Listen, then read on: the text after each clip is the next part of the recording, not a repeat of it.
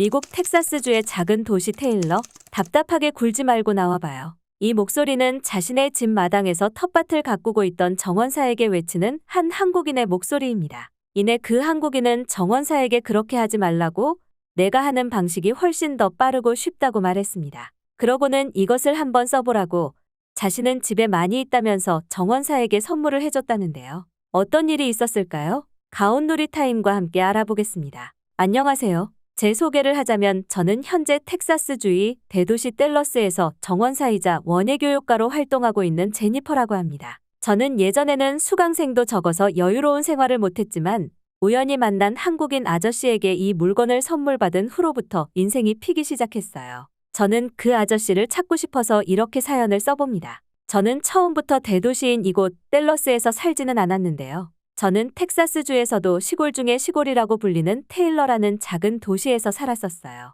동양인이라고는 볼 수 없는 시골이죠. 얼마나 시골이냐면 그곳은 다른 미국 도시에선 쉽게 볼 수 있는 스타벅스도 없을 정도였죠. 하지만 저는 그 시골 동네에서 나고 자랐기 때문에 제가 다 크기 전까지는 불편함은 못 느껴봤어요. 어떻게 보면 다행인 것 같네요. 청소년이 되어서야 다른 도시를 가봤을 때 여러 가지 인프라가 확연히 차이가 나는 것을 느꼈어요. 다른 화려한 도시들을 보고 나서 저는 나중에 무조건 대도시에 살 것이라고 다짐을 했습니다. 이곳에 사는 사람들의 대부분은 농업에 종사했어요. 하지만 저는 농업에는 종사하기 싫었습니다. 대도시에 나가서 사람들을 많이 만나는 직업을 선택하고 싶었어요. 제가 어렸을 때 어느 날은 학교에서 선생님께서 수업을 하시는데 이번 주에 어머니의 날이 있으니 준비를 하라고 숙제를 내줬습니다. 선생님께서 내주신 숙제는 바로 편지지를 준비해서 학교로 가지고 오라는 것이었습니다. 꽃은 직접 사서 어머니가 모르게 집에 잘 숨겨놓으라고 하셨어요. 그래서 학교가 끝나고 엄마에게는 비밀로 하고 친구와 꽃과 편지지를 사러 시내로 나왔습니다. 저는 그때까지만 해도 살면서 꽃집을 단 한 번도 가본 적이 없었어요. 꽃집이 시내에 있는 줄도 몰랐답니다. 미국에서는 슈퍼마켓에서도 꽃을 파는 것이 일반적이지만 저는 그 당시에는 관심이 없어서 눈으로만 지나치곤 했어요. 그렇게 친구와 편지지를 사고 꽃을 사러 꽃집에 들어갔는데 가까이서는 처음 맡아보는 꽃향기에 머리가 맑아지더라고요. 꽃향기가 이렇게 좋은 줄 처음 알았답니다. 저는 여러 가지의 꽃 중에서도 가장 예뻐 보이는 장미로 골랐어요. 다른 것보다 색깔이 마음에 들더라고요. 꽃집 사장님은 저희가 어리기도 하고 아무것도 몰라 보여서 이것저것 설명을 해주더라고요. 장미는 어머니의 날에 선물을 많이 하는 전통적인 꽃이라고 하셨어요. 그리고 장미는 사랑과 보살핌을 뜻한다고도 하셨죠. 그러고는 어머니의 날에는 빨간 장미, 노란 장미, 분홍 장미가 최고의 선택이라고 저를 칭찬하셨어요. 저는 이런 의미가 있는 줄도 모르고 예뻐 보여서 장미를 고르긴 했지만요. 제가 산 장미는 분홍색과 빨간색이 섞여 있는 장미 다발이었어요. 차곡차곡 용돈을 모아서 샀답니다. 사장님께서는 포장을 작은 꽃 박스에 해주셨어요. 조심히 들고 가서 예쁜 화병에 물을 받아 꽂아 놓으라고 하셨죠.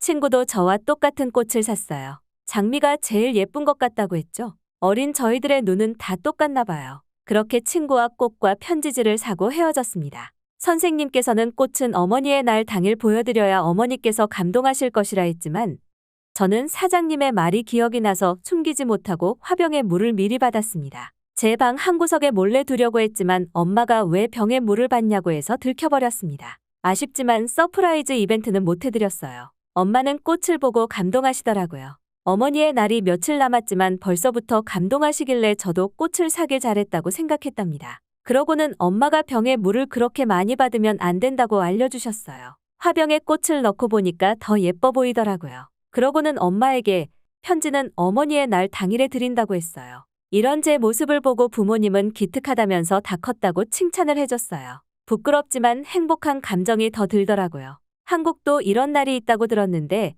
한국에서는 어머니와 아버지의 은혜를 동시에 기리는 날이라고 들었어요. 여기 미국에서는 한국에서처럼 두 분을 위한 날이 아니라 어머니의 날, 아버지의 날 이렇게 구분지어서 그 은혜를 기리고 있어요. 한국의 어버이날을 들어보니까 우리나라도 한국처럼 한 번에 그 은혜를 기리면 더 좋을 것 같다고 생각이 듭니다. 미국에서 어머니의 날은 매년 5월의 둘째 주 일요일이고 아버지의 날은 매년 6월의 셋째 주 일요일입니다. 여기 미국도 한국과 똑같이 어머니의 날에 꽃과 편지를 선물합니다. 제가 알기로는 이 문화도 미국에서 시작되어 한국까지 전파된 것으로 알고 있습니다. 그리고 아버지의 날에는 가볍게 외식을 하고 선물을 주는 문화가 있습니다. 미국에서 아버지의 날에는 전국적으로 주류 판매량이 급상승한다고 해요. 저는 아빠에게 아버지의 날에 술을 선물해 본 적은 없지만 다른 가정에서는 술을 많이 선물하나 봐요. 저도 내년 아버지의 날에는 술을 선물해 봐야겠어요. 어머니의 날 당일이 되어 저는 학교에서 쓴 편지와 미리 들켜버린 꽃을 선물해 드렸습니다.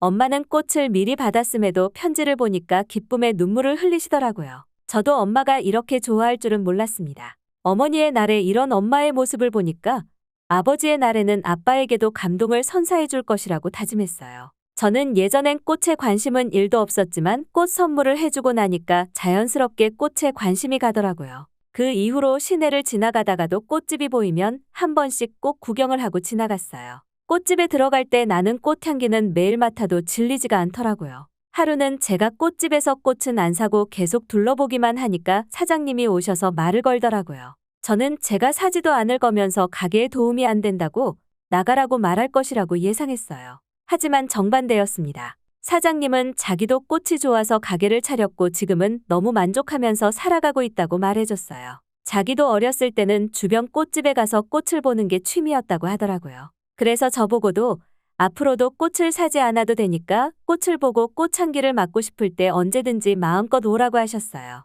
저는 이렇게 말해주셔서 너무 고마웠어요. 사실은 예전부터 조금은 눈치가 보였거든요. 그러고는 저보고 플로리스트라는 직업이 뭔지 아냐고 물으셨어요. 저는 잘 몰라서 대략적으로 꽃에 관련된 일을 하는 사람이 아닐까라고 생각했답니다.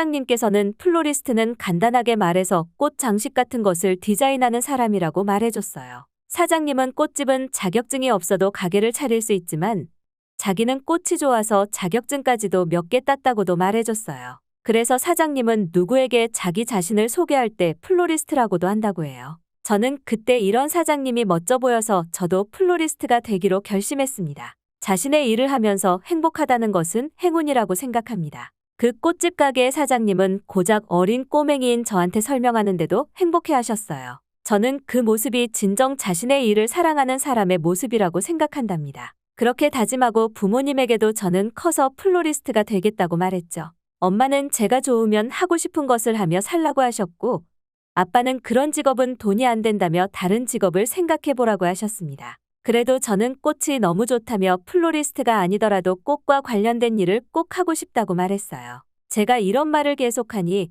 하루는 엄마가 저보고 저희 집 마당에 작게 있는 텃밭에 꽃을 심어보라고 말했어요. 저희 집 텃밭에는 토마토밖에 없었거든요. 저는 바로 꽃집으로 달려가서 꽃 씨앗을 사왔어요. 인터넷에서 검색도 하고 엄마 아빠에게도 물어보면서 텃밭을 가꿨습니다. 그렇게 며칠이 지났을까 예쁘게 싹이 올라오더라고요. 저는 너무 기뻐서 어쩔 줄 몰라 했습니다. 그리고 저는 이런 텃밭을 가꾸고 꽃에 물을 주는 것이 너무 재밌어서 또 다른 씨앗을 사서 가꾸고 싶었어요. 아빠에게도 말하니 아빠는 저에게 지금은 텃밭에 자리가 없으니 나중에 하고 아빠와 같이 잔디 씨앗을 사러 가자고 하셨습니다. 저는 뭐든지 다 좋다고 했어요. 저희 집 마당은 잔디가 다 패이고 관리를 못해서 비만 오면 진흙탕이 되어버려서 지저분했거든요. 저보고 이번 기회에 잔디를 새로 자라게 해서 관리를 해보라고 하셨어요. 처음에는 설명서에 나온 대로 씨앗을 뿌리고 흙으로 덮고 다시 뿌렸어요. 그리고 하루에 2번씩 집 앞마당에 스프링클러를 작동시켜서 물을 뿌려줬습니다. 그렇게 며칠을 했을까 일주일이 지나자 곳곳에서 싹이 돋아나기 시작하더라고요. 그리고 중간중간마다 삽으로 잡초를 제거해줬어요. 이렇게 한 달을 반복하니 잔디는 흙을 다 덮더라고요. 저는 이런 과정에 관심이 생겼습니다. 아빠도 제가 오로지 저희 힘으로 정원을 가꾼 것을 보고는 칭찬을 하셨어요. 기뻐하는 제 모습을 보고는 저보고 정원사라는 직업도 추천해 주셨어요. 정원사도 꽃과 관련된 일을 할 수 있다고 플로리스트보다는 좀 더 전문성이 있는 직업이라고 설명해 주셨어요. 저는 아빠의 말씀을 따라 정원사가 되기로 마음먹었습니다. 그리고 저도 삽으로 정원을 가꾸는 것이 재미가 있더라고요. 하지만 삽은 많이 써봤는데도 잡초를 뽑는 것조차 힘들더라고요. 그 당시에는 삽만 한 개 없어가지고 울며 겨자 먹기로 어떻게든 써야 했죠. 그렇게 저희 집은 제가 정원 관리를 맡아서 해서 동네에서 가장 보기 좋은 집이 되었어요. 그리고 저도 시간이 지나 정원사가 되었죠.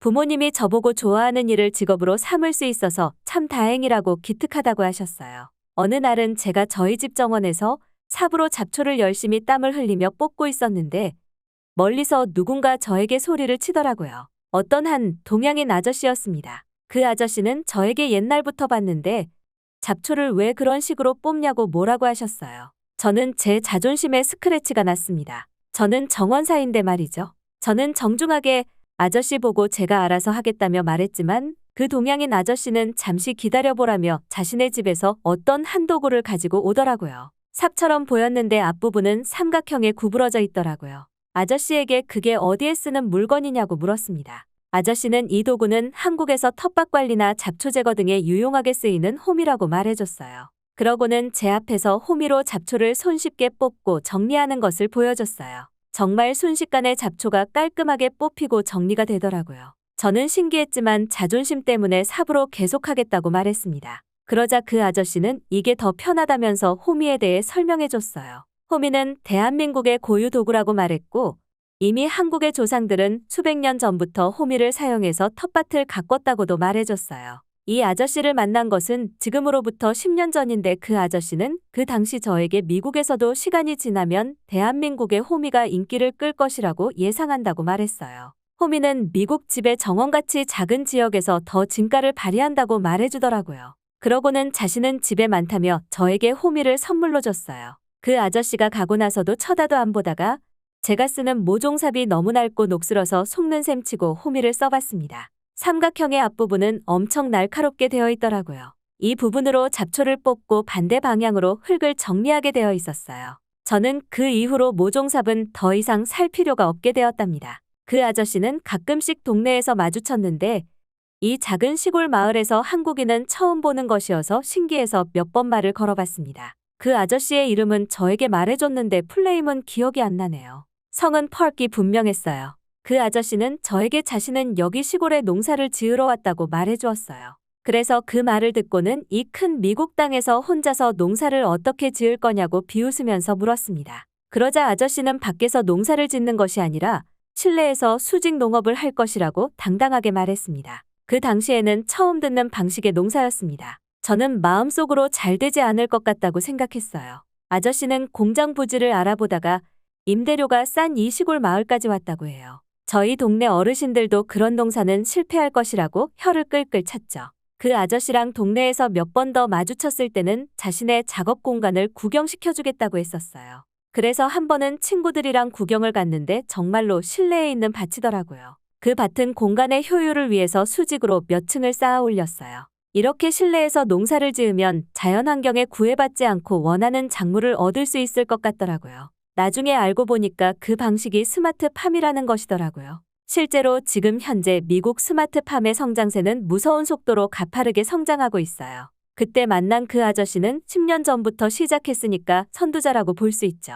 그 당시에 아저씨를 무시했던 제가 부끄러워지더라고요. 아저씨는 확실히 사업가적인 마인드를 갖고 있었어요. 어느 날은 아저씨가 작업장에서 퇴근하는 길에 정원을 가꾸고 있는 저를 보더니 이렇게 정원을 잘 가꾸고 동네에서도 제일 가는데 왜 사업을 하지 않냐고 하더라고요. 저는 도대체 정원을 가꾸는 것으로 어떤 사업을 하냐고 물었어요. 그 당시 저는 사업이라는 것은 엄청 큰 돈이 필요한 줄 알았거든요. 그러자 그 아저씨는 간단하게 저희 집 정원을 보여주면서 동네에 정리되지 않은 정원을 가진 집들에게 정원을 대신 관리해주겠다고 말해보라고 했어요. 저는 되게 흥미로운 방식이라고 생각했고 아저씨에게 고맙다고 했습니다. 그 다음 날부터 저는 호미를 하나 들고 동네 마을 사람들을 모아서 설명을 했어요. 다들 정원을 가꾸기 힘드니까 제가 집집마다 관리를 해주겠다고요. 그러면서 도는 결과물을 보여드리고 받겠다고 했습니다. 그러자 동네 사람들은 한번 해보라고 했죠.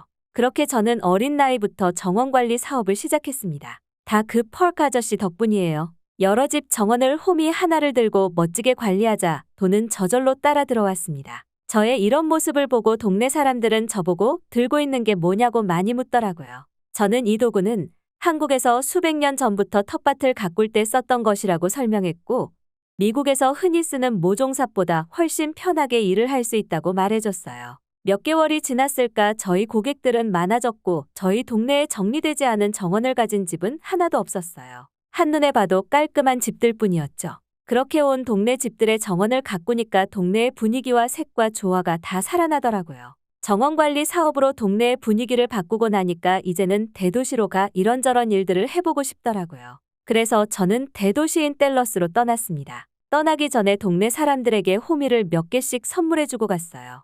그 당시는 호미가 미국에 흔하지 않은 물건이라서 구입처를 마땅히 찾을 수가 없어서 펄크 아저씨 보고 구해달라고 했습니다. 펄크 아저씨와도 마지막 인사를 하고 자신은 이곳에 계속 있을 거니까 필요한 일이 있다면 찾아오라고 했죠. 하지만 다시 동네로 갔을 때는 그 아저씨는 어디론가 사라져버렸어요. 나중에 동네 사람들에게 들어보니까 그 사업이 성공해 확장을 하기 위해 이사를 했다고 들었습니다. 저는 대도시인 댈러스로 가자마자 식물원에 취업을 했고 원예 교육 사업도 오픈을 했죠. 식물원에서도 호미를 가지고 다니며 정원을 예쁘게 관리했어요. 그리고 원예 교육에서도 수강생들에게도 모종삽 대신 호미를 쓰라고 강조했죠. 이런 제 호미 홍보가 제대로 먹혔나 봐요. 저는 이 지역에서 제일 수강생이 많은 잘 나가는 원예 교육가가 되었고 이제는 모든 사람들이 모종삽 대신 호미를 쓰게 되었어요. 그리고 그 아저씨가 10년 전에 말했듯이 호미는 미국에서 5년 전부터 대유행을 하고 있어요.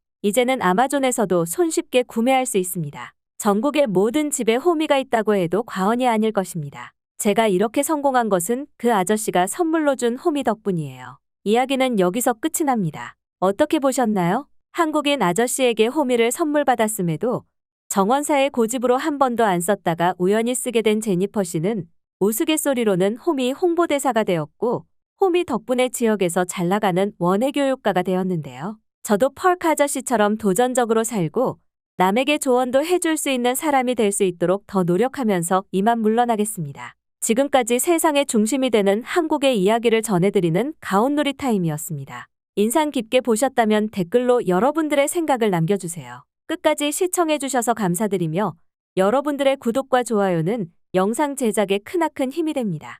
앞으로도 더욱더 인상 깊은 이야기로 찾아뵙겠습니다.